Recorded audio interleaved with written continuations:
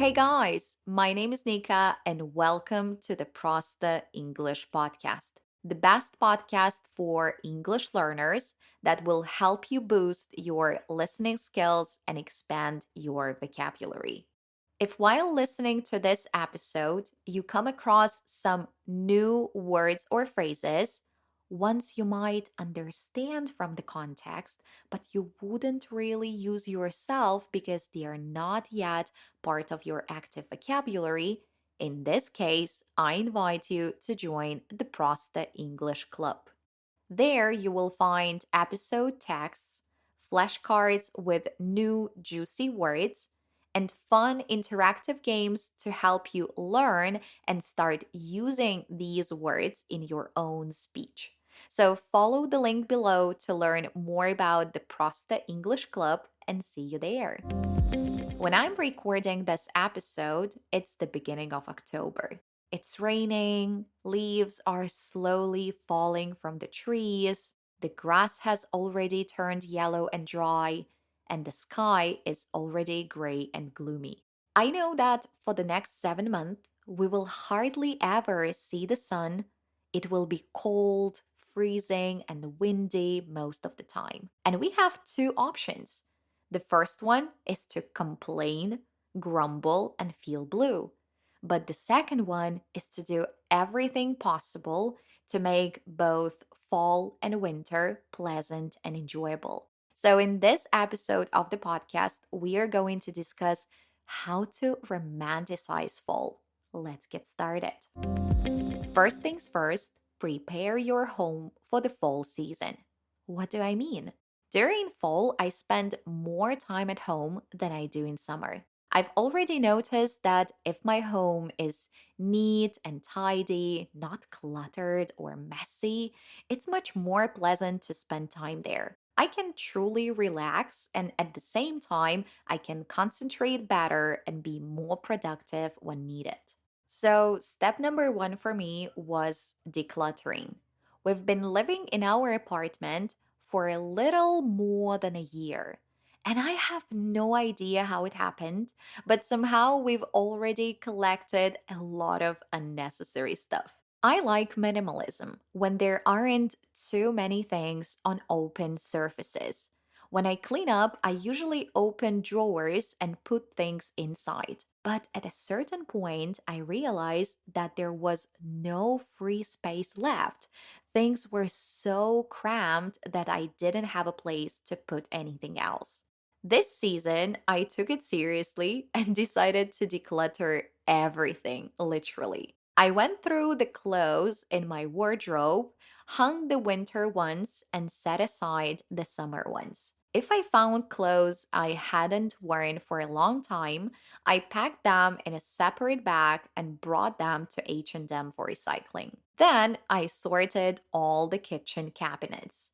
We had some old grains, spoiled honey, other expired foods, and out of date pills. I also bought storage containers and extra jars to store pasta, grains, flour, raisins, and so on.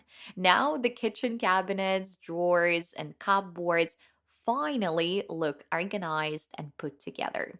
In addition, I tidied up the bathrooms. I went through the drawers under the sink and threw away all the cosmetics I didn't use, as well as some empty bottles. To be honest, even just cleaning the drawers made me immediately feel how much easier it was to breathe. I finally didn't feel the pressure from all the things around me, and I could focus without feeling overwhelmed by the mess. Step number two was to decorate the apartment according to the season. I personally bought a plastic pumpkin that I can turn on, and it works like a little lantern with a warm and pleasant light. I also have some vases around the house with fake flowers, so I replaced them with autumn leaves. And on top of that, I bought a few new scented candles that smell like apple pie, pumpkin spice, and warm vanilla. My husband Paul can't stand any scents, but I personally love them. So during the daytime when he's at work, I can light the candles and create a special ambience just for myself. I haven't bought it yet, but I'm also planning to go to a home decor store and look for a cozy blanket in orange or brown color that I can throw on the couch. We can snuggle under it while watching a movie, or it can just be a part of the home decor. And also, I'm thinking about getting some cushions. Cushions are the pillows you place on the couch. You can buy the inserts and pillowcases separately. In fall, I can use autumn themed pillowcases, and in winter, switch them to seasonal ones. They also add coziness, comforting vibes, and make the room feel homier. For me, fall is also associated with delicious and comforting beverages. I usually drink only 1 cup of coffee a day because if I have more, I start feeling anxious and I notice my heartbeat racing. That's why it's important for me to have a variety of teas at home. I enjoy fruit teas, herbal teas, and seasonal spice teas with orange and cloves. To make tea time even more enjoyable and special, I sometimes add honey, lemon, dried goji berries, or cranberries to a teapot. Another way to romanticize fall is to buy some new mugs. I adore seasonal mugs with pumpkins, little woodland animals, or cute fall quotes. After the season is over, you can tuck them away in a cupboard and they will not take up much space.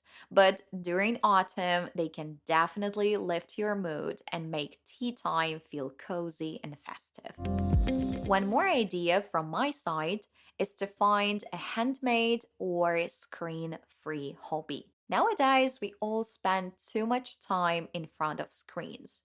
We use computers at work, and then we come back home and scroll through social media, believing that this is how we will unwind and relax. That's why, to truly get distracted and help our brains calm down in the evening, we need to find a hobby. There are plenty of ideas of what it can be. For example, cooking seasonal dishes like cinnamon rolls, pumpkin soup, or an apple pie while listening to a fall playlist in the background. Painting by numbers while listening to a cozy or heartwarming podcast. Curling up under a blanket and reading a book. It can be something spooky, classical and reflective, or detective and engaging. Doing yoga or gentle stretching with candles or soft lighting. Meditating or practicing mindful breathing. Organizing board games or puzzle nights with family or friends. My hobby this fall was dedicated to my friend. Her birthday is in 2 weeks, and since the beginning of September, I've been preparing a gift for her. She's the kind of person who always surprises others, and this year, as she's turning 30, I decided to create a truly touching surprise for her. I hope she will not listen to my podcast before her birthday, but I'm pretty sure she won't because now she's a mom of a newborn and spends all her time taking care of her baby. So I can spill the tea. The idea I came up with is called a memory book. One of my students makes handmade notebooks, and I ordered a customized one from her. Together, we selected the cover, the quote on it, the page size, and the number of pages. While she was making the notebook, I started contacting all the people close to my friend.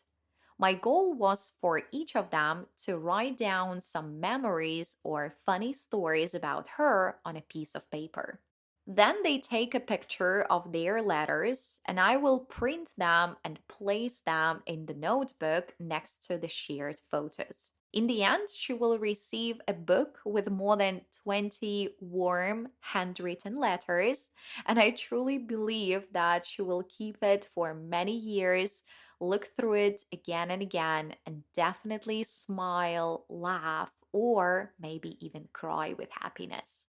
While I'm recording this podcast, I haven't received the notebook from my student yet, and I haven't started putting everything together.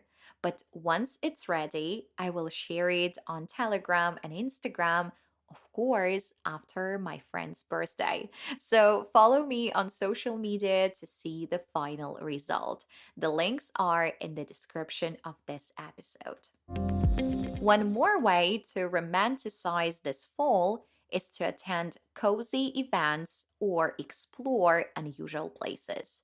For example, last weekend, my husband and I visited a horse riding competition.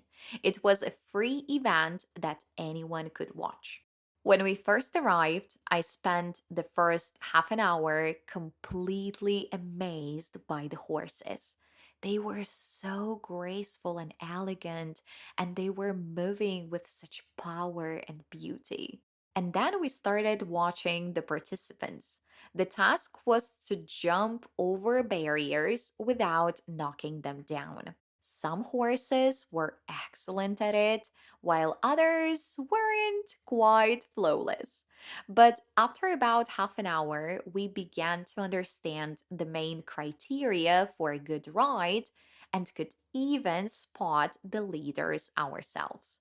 And by the end of the event, we felt inspired and uplifted because there is something truly magical about watching the harmony between a horse and its rider.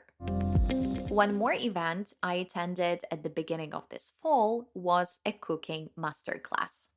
My goal wasn't to learn a completely new recipe, but I simply wanted to spend time in a pleasant way, meet new people, and enjoy delicious food. And that's exactly what happened. We all gathered in a spacious kitchen where in the middle of the room stood a kitchen island. I love kitchen islands. We never had one in my parents' house, and our apartment isn't big enough for one, but I've seen them in many American movies and they always look so adorable. I think kitchen islands are perfect for gathering friends, cooking together, and being fully involved in the process. And that's exactly what happened during this event. We all stood around the island, cooking together, sipping alcohol free Prosecco, and chatting. And from time to time, the host, a chef, invited us to help with food preparation. So we mashed figs for a starter, wiped the cream for dessert, and even made pasta by hand. And when the dinner was ready, we sat at a beautifully decorated table and began enjoying all the dishes we had prepared.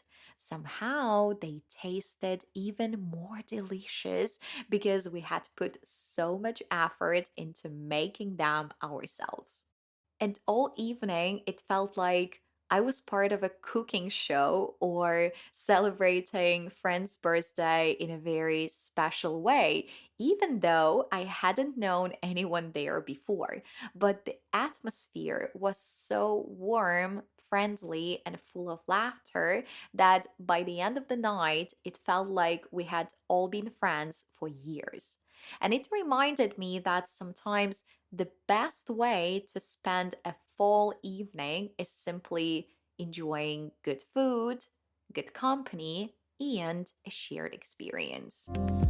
Thank you so much, guys, for staying with me today. I hope this podcast has lifted your mood and reminded you that even cold and dark seasons can be full of warm and pleasant activities, from simple everyday joys to special little events.